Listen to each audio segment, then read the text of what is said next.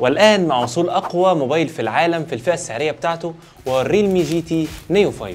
الموبايل اللي مفيش اتنين يختلفوا على المواصفات اللي جاي بيها الجهاز ده. جهاز جاي بمعالج رائد من فئة الفلاج شيب، شاحن صاروخي ومن أسرع الشواحن الموجودة في العالم، وواحدة من أسلس وأجمل الشاشات الموجودة في العالم حاليا. هنشوف ده مع بعض دلوقتي، ولكن الأول تعالوا نفتح البوكس الجميل ده ونشوف إيه محتويات العلبة. طبعا ريلمي مش شركة بخيلة زي باقي الشركات اللي بقت تشيل الشواحن وبتشيل كل حاجة من جوه العلبة وتجيب لنا علبة إيه رفيعة كده. العلبة معلهاش أي حاجة مميزة نقدر نقولها لأنها بالكامل بالصيني، ولكن بصراحة شكلها شيك كده. علبة لونها أسود فخم مع الخط البنفسجي ده اللامع المتدرج اللي نفس تدريجة الموبايل اللي هنشوفه دلوقتي. تعالوا نشوف بسم الله، نجيب المفاتيح بتاعتنا ونفتح العلبة بالراحة. تمام كده، يلا نكمل. نفتح العلبة بالراحة. علبة واحد من أقوى الموبايلات زي ما قلت لكم الموجود في العالم حاليا، ويعتبر الفلاج شيب بتاع شركة ريلمي. نفتح أول بوكس، وده غالبا بيكون كتيب تعليمات أو جراب شفاف. هنشوف كده الشركة حط حاجة ولا لأ. بسم الله. معانا هنا جراب، لأ تصدقوا مش جراب شفاف، الشركة هنا حط لنا جراب. إيه ده؟ جراب سيليكون أسود، بحيث إيه يكون إيه شيك وما يصفرش مع الوقت زي الجرابات الشفافة. بصراحة الجراب ملمسه حلو، مش رخيص، ملمسه قيم، عليه اللوجو بتاع ريلمي اهو، مش عارف شايفينه ولا لا. فبصراحه شغل حلو قوي من ريلمي. خلي الجراب على جنب، وده دبوس الشرايح، ودي يعني كتيبات للتعليمات ولكن مكتوبه بالصيني، فيعني مش بنقراها اصلا بالانجليزي، ما بالك بقى بالصيني. خليها كده على جنب. وادي الجهاز بتاعنا، خليه على جنب مش هنشوفه دلوقتي. نكمل فتح العلبة وهنلاقي جوه راس الشاحن العملاقة اللي بتيجي بقدرة 150 واط، واللي هتنزهله بمجرد ما تعرفوا هو بيشحن الموبايل بالكامل من 0 ل 100% في قد ايه، ولكن مش هقول لكم دلوقتي، خليها في فيديو المراجعة الكاملة للجهاز. نرجعه تاني، وده الكابل طبعا اللي بيدعم سرعات الشحن الصاروخية وكمان السرعات الصاروخية في نقل الداتا والملفات معانا في العلبة. حط كل ده تاني. رصينا بقى محتويات العلبة، نيجي بقى للجهاز بتاعنا واللي كله عايز يشوف شكله والتصميم بتاعه. ده اللون البنفسجي اهو. خلينا اشيل لكم الستيكر ده اهو. ده شكل الموبايل بتاعنا، ده اللون البنفسجي.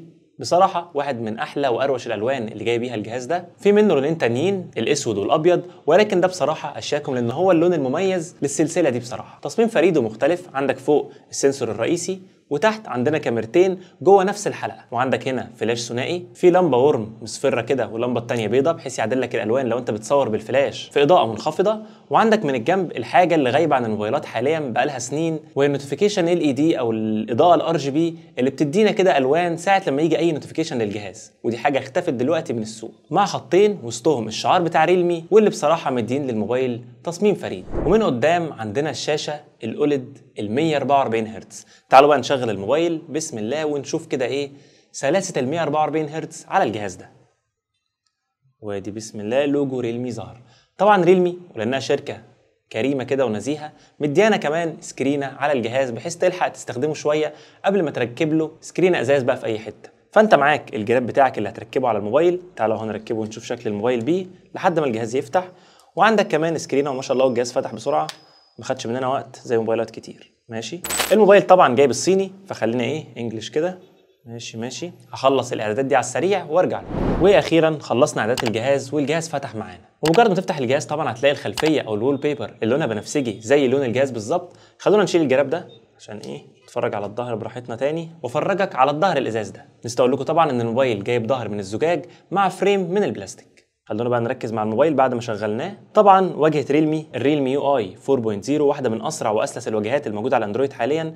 تعالوا نخش على الديسبلاي ونتفرج على الريفريش ريت بقى ال 144 هرتز ازاي بيشتغل. هنا انزل تحت هتلاقي عندك السكرين ريفريش ريت على الاوتو سيلكت. الاوتو سيلكت ده هو المفروض بيتراوح من ال 144 لحد بينزل معاك لحد ال 60. يعني من الاخر لو انت بتسكرول مثلا هيطلع معاك لاعلى فريمات متاحه، واول مثلا ما تفتح صوره ثابته او فيديو مثلا الفيديو اصلا متصور 60 فريم هينزل معاك لل 60 بحيث يوفر البطاريه، او يا اما تخليها كلها على 60 او كلها على ال 144 هرتز. فخلونا ايه نخليها دلوقتي واحنا بنجرب على 144 هرتز. وممكن تخش على التطبيقات من هنا وتختار كل ابلكيشن عايزه يشتغل على كام هرتز بحيث ايه تقلل الصرف بتاع البرنامج ده. ببساطه بتروح مثلا لاي ابلكيشن، على سبيل المثال البراوزر ده، بتدوس على الثلاث نقط دول هتلاقي عندك الريكومندد انه يشتغل على 90 هرتز، ولكن مثلا انا مش عاجبني الكلام ده ممكن اخليه 60 هرتز بس بحيث لما اخش عليه يشتغل على اقل فريمات متاحه، او لحد ال 144 هرتز بقى واعلى سلاسه ممكنه. انت حر. وزي ما قلت لكم لو دخلت بقى على السيتنجز تنزل تحت وتشوف الواجهه بتاعت الجهاز ده، هتلاقيها زي ما قلت لكم الريلمي يو اي 4.0.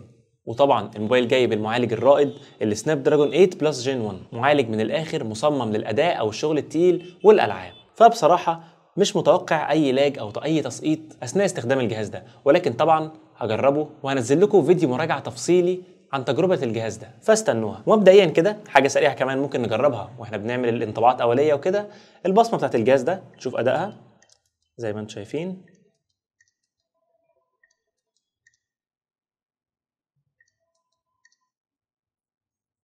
اداء البصمه ما شاء الله سريع جدا، بيفتح في اقل من ثانيه، اداء صاروخي تقريبا ولا غلطه زي ما انتم شايفين، ما غلطتش معايا ولا مره. فشيء طبيعي على ريلمي اللي بتقدم لنا واحده برضو من اسرع البصمات الموجوده في العالم حاليا. اما بالنسبه لتجربه التصوير والكاميرات اللي شكلها كبير كده ويخض في الجهاز ده، فدي هنجربها مع بعض واحده واحده. عندنا هنا سنسور رئيسي 50 ميجا بكسل، طبعا محتاج اجربه في كذا مكان، مش هينفع هنا نقعد نجرب الكاميرا في الاستوديو، ولكن كعينات عشوائيه كده ما اعتقدش الموبايل هيلاقي اي مشكله في الحوار ده. الكاميرا هنا السنسور جاي من سوني، فمتوقع انه يطلع لنا كميه تفاصيل ممتازه ومحترمه، وحتى تشبع الالوان بصراحه لحد دلوقتي في الكاميرا هيكون ممتاز، ولكن محتاجين نجربه اكتر، نجربه على الاشخاص، نجرب تصوير الفيديوهات، كل ده ان شاء الله هنجربه في فيديو المراجعه الكامله للجهاز ده. وبالنسبه للكاميرا السيلفي في الجهاز ده، فهي كاميرا بدقه 16 ميجا بكسل، متوقع يكون ادائها جيد كالعاده من هواتف ريلمي. زي ما انتم شايفين صوره سريعه كده مع بعض، نتابع مع بعض التفاصيل. طبعا مش هناخد هنا بقى خلاص ننسى تجربه التصوير بتاعت الموبايلات المتوسطه اللي دايما بقعد اشتم لكم في الكاميرات السيلفي بتاعتها. هنا كاميرا السيلفي هيكون ادائها ممتاز، ولكن برضه هنجربها سوا في تجربه بقى مفصله في فيديو المراجعه الكامله. اكتبوا لي تحت في التعليقات عايزين الاول فيديو المراجعه ولا فيديو الالعاب، وما تنسوش بقى في نهايه الفيديو تعمل لايك على الفيديو ده وتشترك في القناه لو مش مشترك عشان يوصلك كل جديد اول باول. انا عمر من قناه اوبي تك واشوفكم فيديو جديد. سلام.